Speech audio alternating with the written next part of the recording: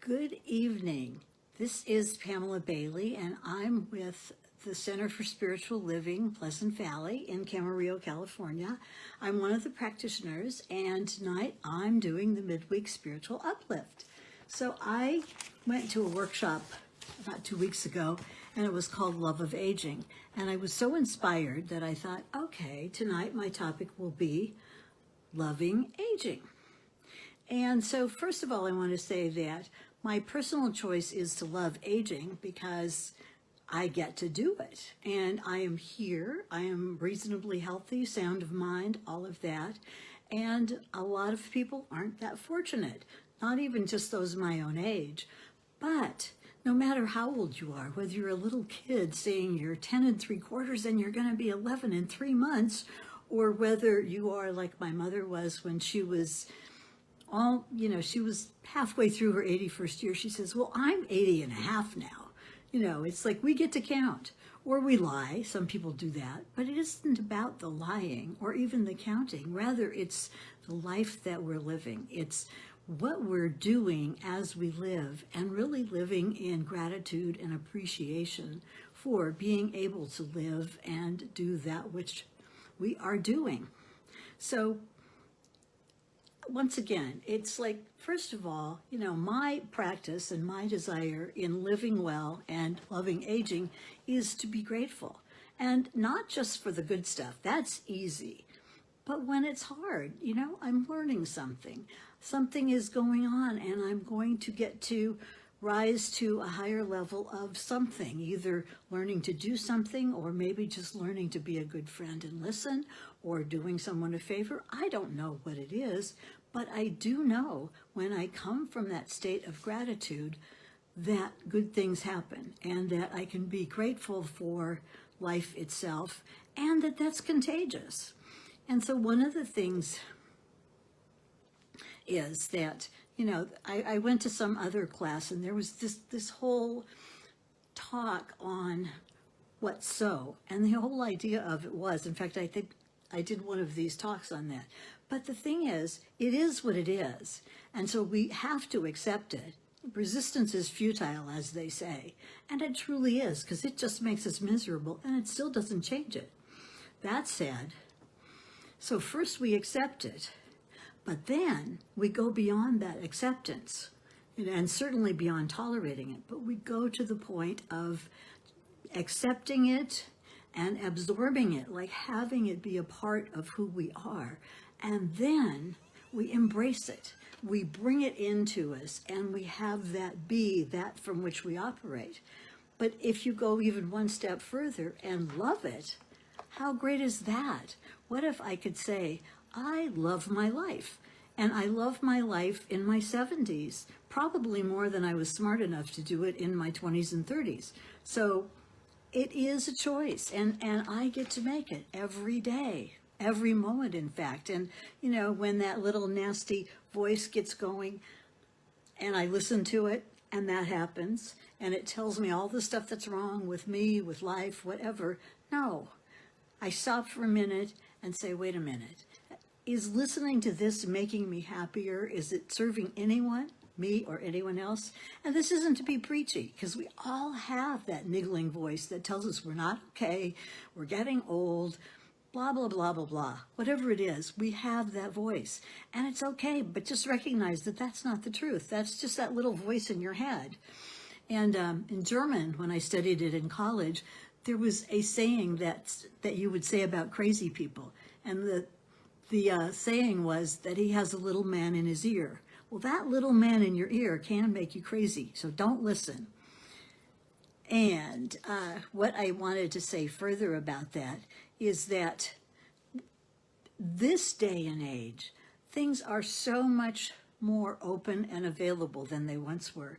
And I have to say, one of the things I just read was that Mae Musk, yes, Elon's mother, is 74 years old, and she is on the cover of the swimsuit edition of Sports Illustrated. Now, could you imagine 50 years ago that a 74-year-old woman would be on the cover of Sports Illustrated swimsuit issue? I see somebody commented that, oh, this might apply to me, but it was a man, so he wouldn't have been on that magazine. That said, I think we have more opportunities now. Some people by choice, some people out of need are working longer into their later years, but also we're healthier for longer now, and there's a lot to be grateful for in that. And there are things that I don't like about being the age that I am and being as I am. You know, it's not as easy to get around. It takes me longer to do things. I forget people's names. I'm shorter than I was. And there's lots more stuff. I could go on, but you know, what we focus on, we get more of. So I'd rather focus on what I can do to live as well as I can, as long as I can. That's my intention. So that said, there's more good things. I'm grateful and humbled that even with all that I've learned after all these years and all those books I've read and all those classes I've taken, and people who know me will tell you, yes, she's done that, I know now that there is so much I don't know. And I'm humbled by it because guess what? I could ask questions and I could allow people to contribute to me and teach me something new, something I wouldn't have expected. And they'll probably love it.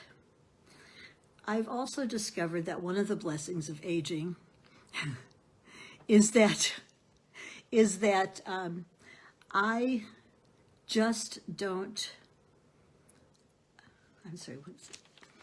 I don't see as much about I don't care that much about what people think. I remember being really concerned about how was I going to look and what were people going to think, and gosh, I better not do that because what will people say? And part of that comes from my upbringing. And I remember my mother was like, oh, you know, be very careful about what people might think of you. You don't want to embarrass your family. Well, no, I didn't want to embarrass my family, but I want to be authentic. So that's what I'm up to. And that's part of loving aging. I'm free. So you know what? If I don't wear clothes that match perfectly, so what? I have a friend who one day, this was a long time ago, she had two pairs of shoes that were the same, except one pair was brown and one pair was navy blue. She was getting dressed in the dark. She got to work and one was brown and one was blue. Well, guess what? She was horrified and embarrassed, and she kept her feet under her desk the whole day. Now I would tell people and laugh about it. I just thought that was hilarious. So, you know, we have all these experiences, and one of the great things is that our memories are selective. And so I remember the funny things, the touching things, and maybe I don't even remember them the same way that other people do. I know I asked my brother one time about something that had happened when we were kids, and he said, I don't remember that at all. So there you go. Now, was one of us making it up? I don't know. But what I want to do in this talk tonight is talk a little bit about aging and parts of what it is, and leave you taking on loving aging. And it doesn't matter how old you are. You could be 7 and you're looking forward to turning 8, or you could be 99 looking forward to your 100th birthday. The time is as it is, and it's linear in this lifetime, and so we need to honor that. That said, we can still have new experiences all the time. And I do remember, speaking of being older, you know, not everyone is fortunate enough to age well, i.e. they are still sound of mind and body, and then they have a very rapid decline and they leave the planet. But I do remember my mother saying, as her health was declining, that each and every breath is precious, no matter what you're able to do. And remembering that, it's like, gosh, not only is it important to me, but if I reach out and spend time with those who are infirm and can't do things, that's such a gift to them, and I feel better as well. So that's something that we can do as we are older, not the oldest. We can share and we can be kind and generous with those who are also aging. I'm not here to convince you of anything. I have a friend who's an attorney who says convincing is for the courtroom. I like that view. We all are going to see life as we see it, but we do things like coming to the spiritual center and reading books and taking classes to have new and more expansive views. And I hope that you leave with that. So I have a habit, and it's an ingrained habit now, but it wasn't always. It took remembering, it took doing things to remind me of every morning, starting after I have my lemon water and make my coffee, I write my list of what I'm grateful for. And then I read something, and then I meditate and I read something inspiring. And those days that I don't do it, something's off. And so I keep doing it. And I also do some physical movement, because once again, you use it or you lose it, and I don't want to lose it any more than I will, because I will, and that's inevitable. Now, I have to say that when you're retired, it's much easier to start your day with practices like that. But I remember when I was in my late 20s and 30s, I did transcendental meditation morning and evening, 20 minutes for years. And I had a demanding job. I had a busy social life. I was taking classes, all of that. So when you really intend to do it and you set about to make it work, it does. Now, I do have to admit that there's benefits to being retired, and one of the things is it takes longer to do everything. Well, I get to embrace that, and so I can figure out ways maybe that I don't need to do as much, or maybe I can get someone else to do it, or trade things, or pay people, or whatever. But accepting that this is the way that it is and embracing it. It's like I don't expect myself to be able to do the things in half an hour that I once could, like, showering and getting all ready for work and having breakfast. It takes me longer than that now, and that's okay. So, it's like, look at what's important, and there is that perspective that we get. They talk about the wisdom of age, and in fact, I don't know that it's automatic, but if we spend some time looking within and looking at life, it's there.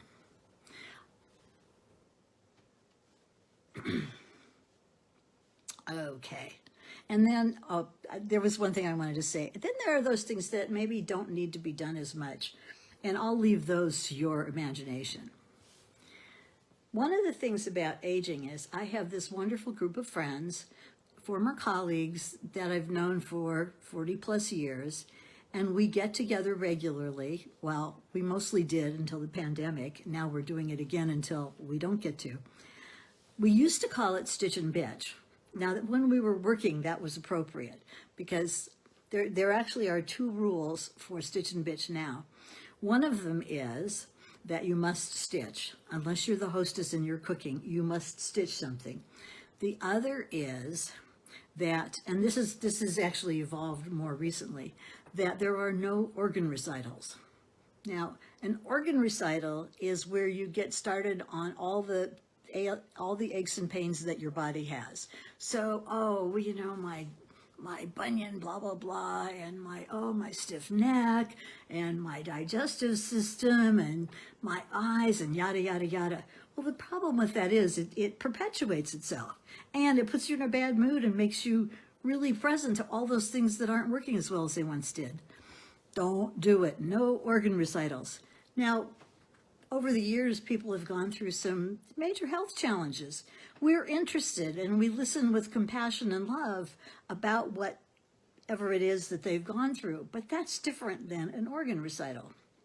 Oh, the other thing is now, actually, it should probably be called Sip and Chat, but we do really appreciate and enjoy and love the fact that we have these friends and we can come and we can talk and be together. Oh, and the other thing is, if we want to try a new recipe, everybody's game to be the guinea pig, which is really nice. And I've also learned that it's really, with age, because I'm not trying to impress anyone or worried about what they might think, it's so much easier to just be authentic with friends. We can share our misadventures and have a good laugh, and sometimes get into topping one another. Oh, do you know what I did? Well, what about the time, blah, blah, blah. And, we can can just laugh about it. And sometimes they're recent things, and sometimes there's stuff that happened a long time ago. And I would say, now, I'm on the video, and if you don't know me, I'm 5'1", and I'm a little old lady. But what I can say is sometimes there's an advantage to that. There are really nice things that happen. First of all, almost anyone is willing to reach something for you from the top shelf of a store. People open doors and give you seats, and they're glad to help you. And they're usually patient if it's taking a little longer for me to get all my stuff together. So that's a gift that people give without even thinking. At least most of them do. And I will freely admit that I'm privileged. Here I am. I live in Southern California. I had the good fortune to have a wonderful family, loving parents, grow up in a great neighborhood and a good education, and I was successful in my career. I am blessed. I freely acknowledge that. But I had an adventure recently, a couple years ago, before the pandemic, and what happened is I got a ticket that I did not deserve. It was actually for not wearing my seatbelt, and I had it on.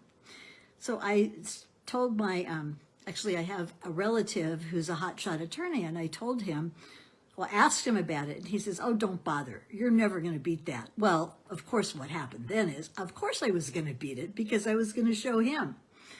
And I did, but that was the first time ever that I realized what it might be like to be treated as someone who's suspicious or possibly criminal. It's like, wow, and here I am, this little old lady who's never done anything that horrible, in traffic court, and it's like, wow, they're suspicious, and I'm not liking this. So I have to say that always be polite to the officer, and if you are truly innocent, the chances are good that you will win your case. So don't give up on it. And I love the freedom of being older. I generally get to choose what I want to do and where I want to go, with some consequences depending on what it is. But even when you do something a little odd, people are generally willing to accept peculiarity in old people. And, I'm claiming that now. I used to think, oh, those are old people. No, it's like there's that old lady who jumps in front of me in the mirror in my house. So, gosh. And again, people tend to be polite to older people, and that's really nice. We deserve it. After all these years, we deserve it. Don't forget the discounts. I consider those the rewards of having reached this age. And think about it. You can get discounts on movies. You can get discounts on food, movie theaters when they were open. ARP gives you discounts to lots of things. Use your AAA card as well. But those are the benefits, the rewards for having lived all this time. So that's another thing that's great. Okay, I have this new friend, and she and her sweetie have these wonderful tickets that are really inexpensive for events. So they'll go to an event, it'll be wonderful, but they'll leave at intermission because they're tired, and they don't have any compunction about it. They enjoyed the first half, and they went home and went to sleep early. Yay for them. Okay. Aging does call you to pay attention to your body, to take care of it. My memory is much better at reminding me not to overindulge, especially at night, because it makes me so darn uncomfortable. And when I remember the next morning and I didn't sleep and I was uncomfortable and I'm grumpy, it takes me a long time to forget and do it again. And I know that I appreciate things more now than in the past. I value friendships and occasions, and find occasions to say that. I love to compliment and acknowledge people. It makes me feel as good as it makes them feel. Some years ago, I was in the grocery store, and there was this woman, I don't know, she probably was my age now, but she seemed really to be an elderly lady. Beautifully groomed, lovely hair, perfect jewelry, wonderful color coordination of very, very nice clothes. And it could be that this was the only thing that she did that day where she interacted with other people. And I just was so, I don't know, it just touched me how beautifully she was presenting herself. And I acknowledged her and I complimented her and I went through everything that was really so well done. And she just lit up. Instead of being a nice little lady standing in the line, she suddenly, she just got bigger and shinier and happier. And it's like, how much did that take? What a gift I gave her. And it made me feel good. So the other thing is, as we get older, we're not so demanding of perfection. Another of my mother's favorite funny things that she said was, she said, I used to wonder why old ladies' makeup looks so funny, why they don't get it on right. She says, now that I am one, I can tell you, they can't see as well. And that could be. We are more accepting and not as demanding that things be a certain way or that I know better. I also like to track what I call my holy moments. Actually, that's stolen from Oprah, as well as my gratitude. There's a lot of truth in virtue being its own reward. I know when I actually get up off my chair and go for a walk or go to the gym, and then I'm done and I come back, I feel so much better, so much more energetic, so much, just like, wow, I used my body and it feels good. And the other thing that I've noticed as I've grown older is my body's more of a policeman now than it ever was. I rarely, not never, but rarely succumb to temptation to have snacks after dinner. And I now know that listening to my evil twin, who's telling me how good that ice cream is or how great it would be to pop some popcorn, I know that she's going to make me miserable. So she tempts me, and I'll be sorry, and not just from looking at the scale the next day. So generally, I'm pretty good about not doing that. Okay, and back to friends. Once again, there's a saying that your 5 closest friends determine the quality of your life and also your financial situation. So have uplifting, inspiring, and wonderful friends and great conversations. But also, life does have its challenges. Be willing to listen deeply and to be empathic and loving when things are tough, because they will be sometimes. And your friends are those people who know you well and still love you. Appreciate them. We're also more aware of the most important relationships with ourselves, because usually that's the person we're meanest to, and our spiritual foundation and our relationship to all of life. And so prayer and meditation become more important, as does just being in the peace and the quiet. So those things do naturally kind of come out. I just came back from a Love of Aging workshop in San Miguel de Allende. It was subtitled Discovering and Creating an Unparalleled Next Chapter. There were 10 women and one very brave man, although he was the husband of one of the women. First of all, it was a fabulous experience. San Miguel was beautiful. Our hotel was beautiful. It was so well curated. We did lots of things and we had time to rest because, after all, we're aging. But it was magical. And we had guacamole every day. But we were reminded that life isn't done. And we still have choices, and there's still a next chapter that we can create. And it takes being conscious.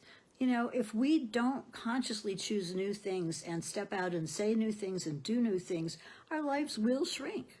And that's okay. We don't, that's not a bad thing, but that's what will naturally happen. One of the things that was recommended is say new things, do new things. On our last night together, we actually went to a classic rock concert that was on the lawn of one of the many, many churches in San Miguel. It was fabulous. And they had a rock and roll singer. The lead played the violin, did not sing. And it was a woman who was at least in her 50s. And I thought, oh my goodness, that woman is living out her teenage dream here being a rock and roll singer in her 50s or 60s. I just thought that was great. And just so much of what we were doing was about being aware, being really in the moment, and that we still have a lot of time in front of us. So I promised that I was going to write a blog for this group, and then I'm also creating a community group to come together and have conversations which create something. And because I declared it out loud, people know that I said it, and they will remind me. So last of all, to close this, and thank you for your attending to this, it all comes down to choice every day. And it's relatives, habit and character and state of mind. So if I remember this, that no matter what I'm suffering from today, tomorrow is another day. I'm still here, and I get to choose. And I get to choose again, and I get to have another day until I don't. So remember that each moment is precious. Try taking on that accepting, absorbing, aging, and go on to love it. And so it is. Thank you so very much. Bye.